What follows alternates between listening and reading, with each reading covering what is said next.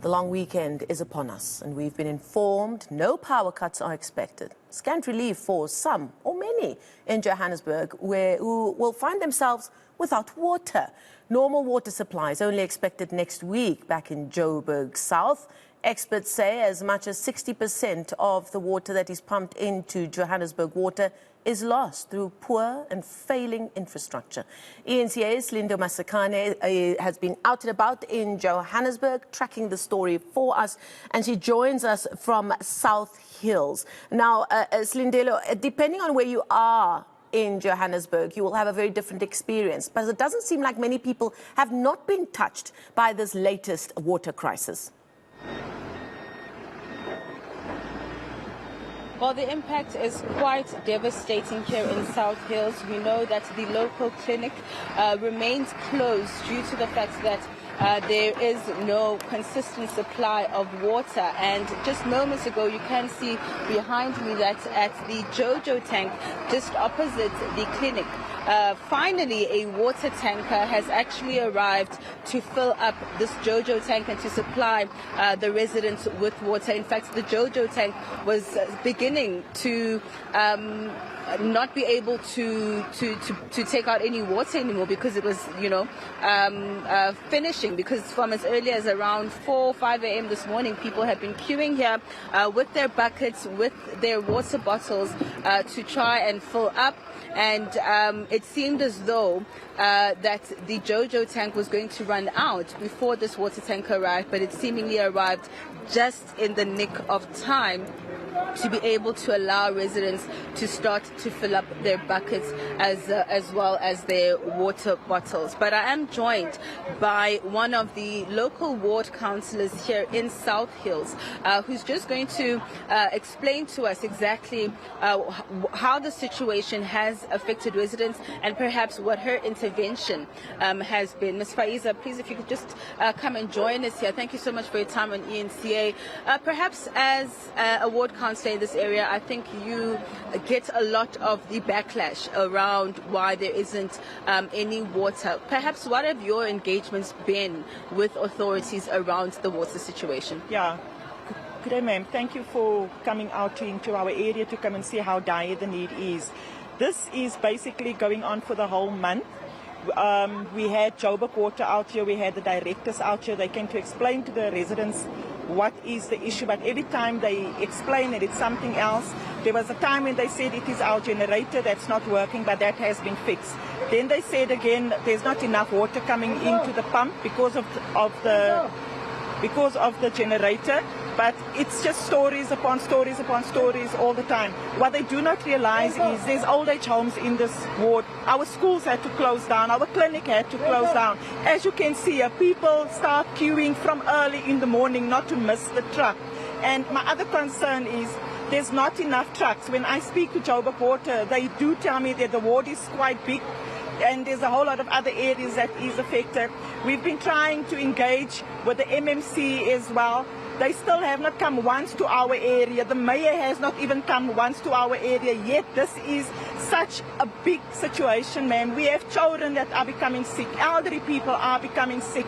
And when this truck leaves now, what about still going right down to Tulisa Park, to Risana? There's elderly people that cannot walk with buckets to come to this clinic here to come and get water. So the area is quite huge. I'd like to urge the residents not to stop fighting for their water. And also this is a message to Joburg Water and to Rand Water. Please, they need to realize that this is a major situation and it can turn out to be quite ugly. People will get sick, so they need to find a workable solution.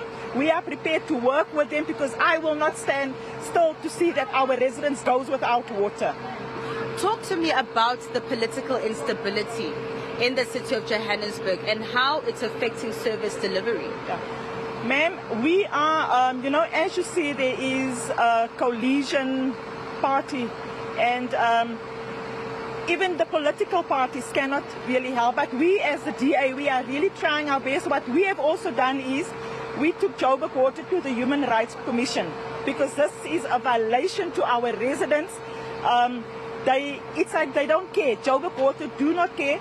And when we took the issue to the human rights, we still did not receive any answers. We're still waiting for answers from them. And like I said, once again, the mayor is AWOL, the city is AWOL, even the MMC.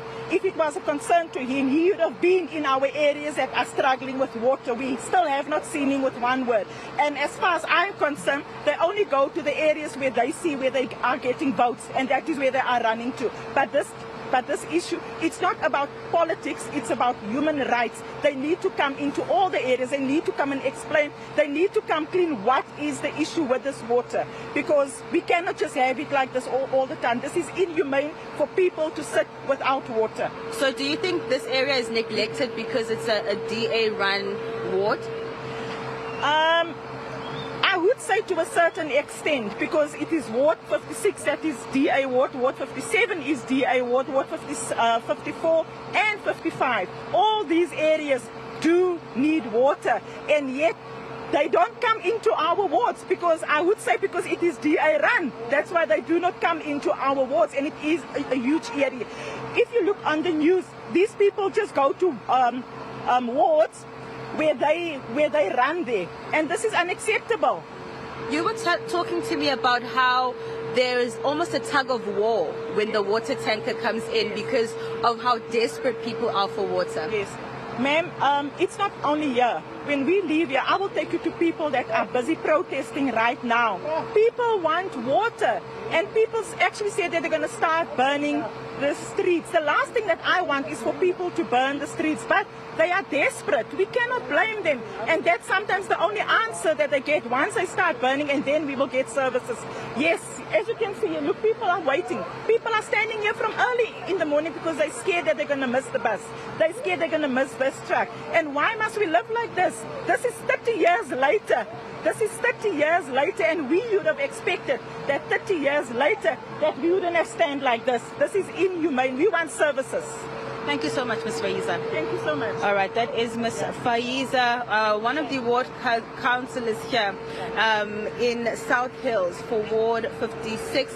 I think you can tell just how frustrating the situation has been.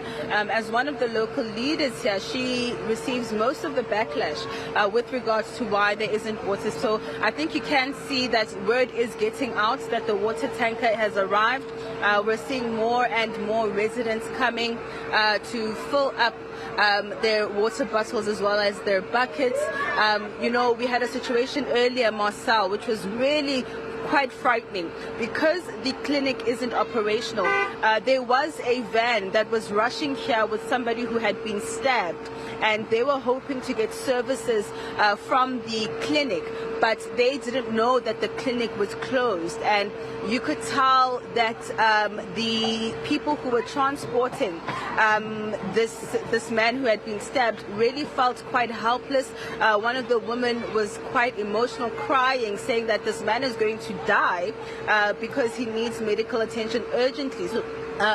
So they had to actually rush them to the nearest hospital, which is obviously not the closest facility, the closest medical facility. The closest one is this clinic, which unfortunately, if I read the sign, it says the clinic is closed due to the shortage of water until further notice. You are all advised to use the nearest clinic or hospital. We apologize for the inconvenience. Thanks, management. But that inconvenience, Marcel, literally means life or death for the residents here in South Hills. We had a moment to speak to some of those residents earlier on. Let's just take a listen to what they had to say. It affects us a lot because we are busy. We have to get a time to come here, and some of us are staying far. We have to walk. Some of us don't have cars. We have to walk with buckets. I think we have no idea what is happening. We've been asking around one another what is happening. We don't know. Like, we don't even know what is going on. It's going to be difficult. I think as a community, we need to vote for a change because we see what is happening. So it's difficult because we don't even know which party we should trust anymore because this place is under DA, so we don't know. Yeah. Like, we were so frustrated. I will ask them what is happening. Why don't they address us, like, and tell us the exact problem, because we don't know what is going on. At least we should know what is going on. Our councillor, and this is not actually the first time, from was it the 24th, if I may not be mistaken, from last month. We didn't have for almost 3 weeks. And at that time, we did not see the councillor. She did not inform us about what actually is happening. So at the end of the day, I truly don't know, because the leadership that we have in South Hills, unfortunately, she is letting us down. It's very devastating because there's no toilet water, and that's the big thing. And we don't even have water to actually bath or drink. Now we must actually go to the shops to actually buy the water. So I don't understand. And it has been devastating because I've got small kids, you understand? So I truly don't know, honestly. I've got a two-week-old baby that needs milk, everything. So now every day I have to run to the Jojo can to fetch water for my baby, for milk and that. If he gets restless, where do I go? I run the whole South Hills around just for that. I mean, to feed my two-week-old baby, it's getting ridiculous. This is getting hectic. And if they don't take our water, they take our power. So how do you expect us to live like this? Taking our water, taking our power. I mean, on the end of the day, that baby didn't ask her to be here. And at the end of the day, we have to run, as parents, we have to run around and look for water for the baby, look for power for the baby. Slee, some really powerful stories being told there, including the one that you told just before we heard from those other residents about a person who needed urgent medical care. And it's painting the picture of a very tragic cocktail and a series of events that's coming together in a crisis cocktail. It's crime, it's the cost of living crisis, no water, no power, hygiene and health then follow suit very quickly. So it's not surprising then when you do listen to residents there, they're already starting to talk about the fact that they're being let down by leadership. They're not being communicated with. And all of this becoming a very dark cloud hanging over the next elections, even next year. But there's still a long way to go until people get there. People are getting more and more frustrated, aren't they?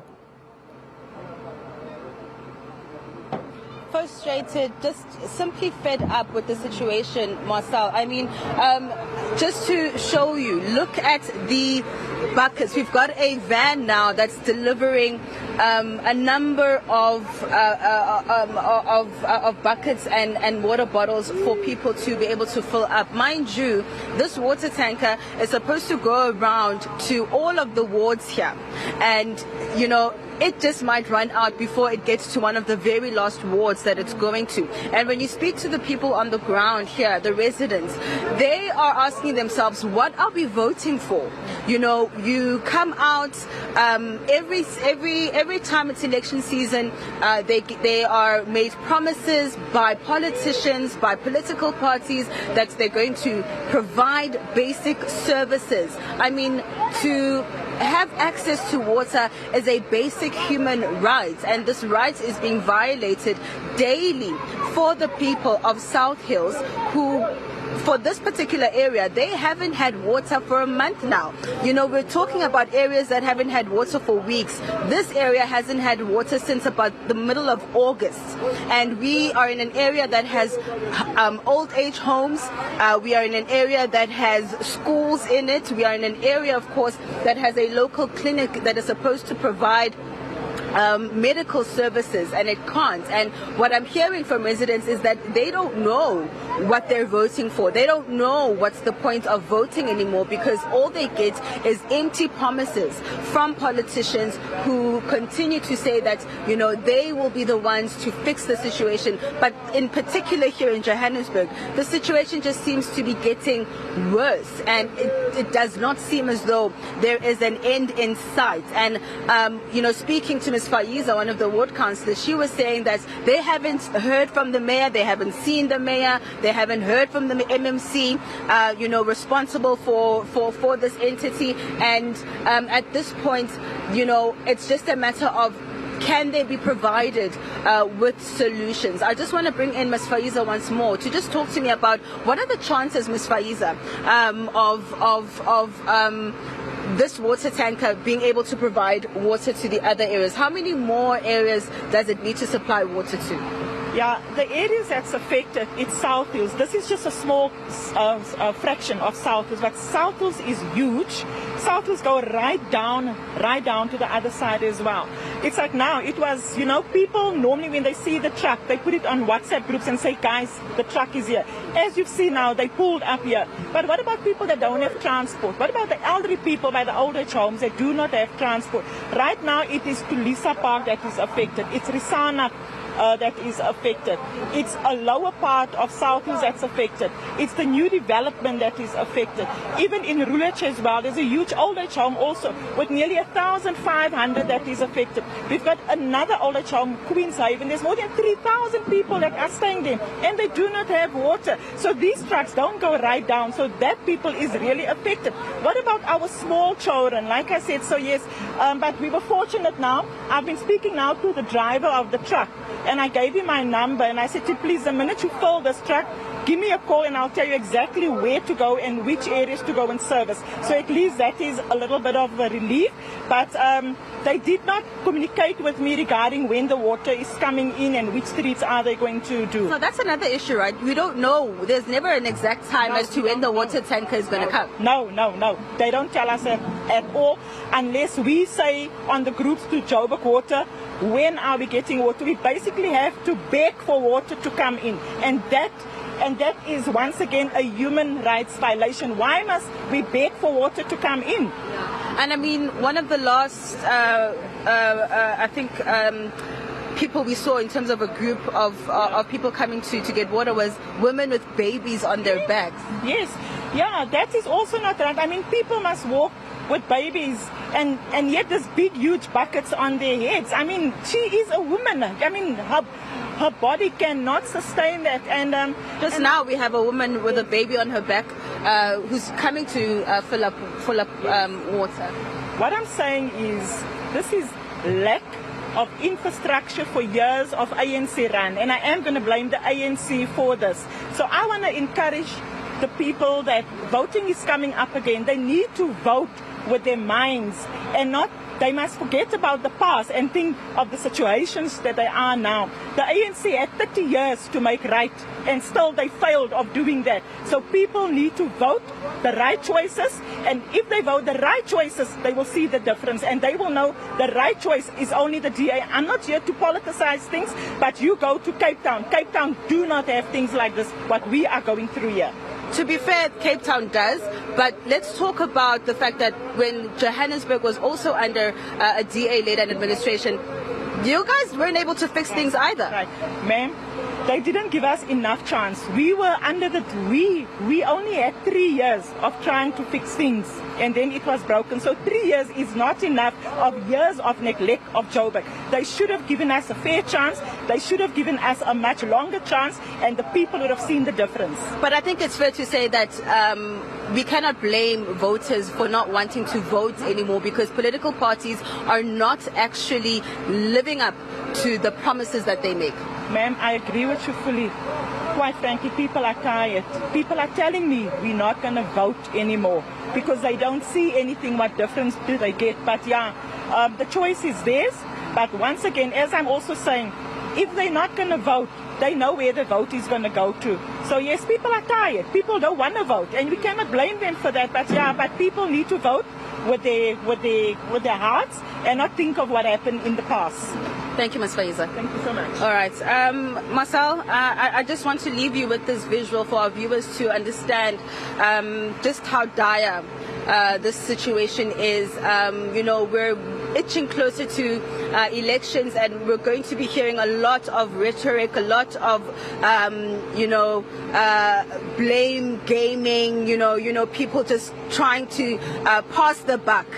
So I think for South Africans, they need to be critical about the leadership and what kind of leadership do we want to see in South Africa moving forward? Do we want to continue to see situations like this where people have to queue for water in a country that's had democracy for more than 2 decades now. So, we will be monitoring the situation on the ground. We will be going to other affected areas to also see exactly whether the promises of these water tankers is happening. But of course, what residents want to see is when their taps are going to have water again. Yeah, Slee, it's very telling because it used to be the case that when a message comes through on these street WhatsApp groups that we all have in the various suburbs now, that there's a water tanker that's coming. It used to be just in really serious crisis situations.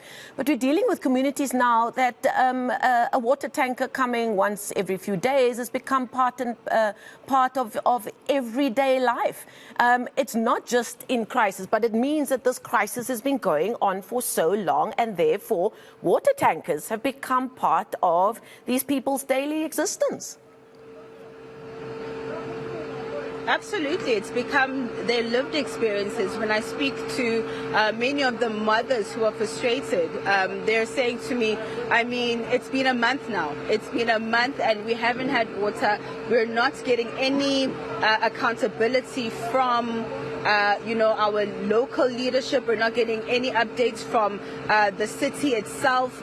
There's a bit of a blame game going on between Rand Water and Joburg Water. And for these residents, they don't care. They just want to have their water restored because, I mean, this is humiliating. To have to wake up in the morning in your pajamas, for many of them, coming here to just try and be the first ones to get to the Jojo tank when it has water, or to try and gauge when the water tanker is going to arrive, because there is no set time. You just kind of have to sit and wait and see whether it's going to arrive or not. It's really, really, really an indictment, I think, on our local entities. It's an indictment on the city of Johannesburg, and I think there just needs to be more accountability for these residents to have their water restored. And clearly it is a crisis that has finally now reached the very top of the so-called water hierarchy, because there is a statement from the Water and Sanitation Department that's been sent out today that confirms that the Minister of Water and Sanitation, Senzo Mchunu, convened a meeting last night with Rand Water and mayors of the various municipalities in the Gauteng province. So it sounds like it was quite a big powwow. The meeting also was attended by the Minister of Cooperative Governance and Traditional Affairs, Deputy Ministers of the Department of Water and Sanitation, as well as Mr. Parks Tau, the Deputy Minister of Cooperative Governance and Traditional Affairs. And we've heard more and more people talking about how they long for the days when Parks Tau was in charge of the city, because that really does feel like a long time ago. And it would have been interesting to hear what kind of insight he gave based on the experience he had as mayor of Johannesburg. So we'll unpack what perhaps has come out of that meeting. At the end of the press release, it says that the ministries maintained that there were no concrete plans by the municipalities on how the persisting challenges would be resolved to bring stability to the system, but there was consensus that the municipalities required support.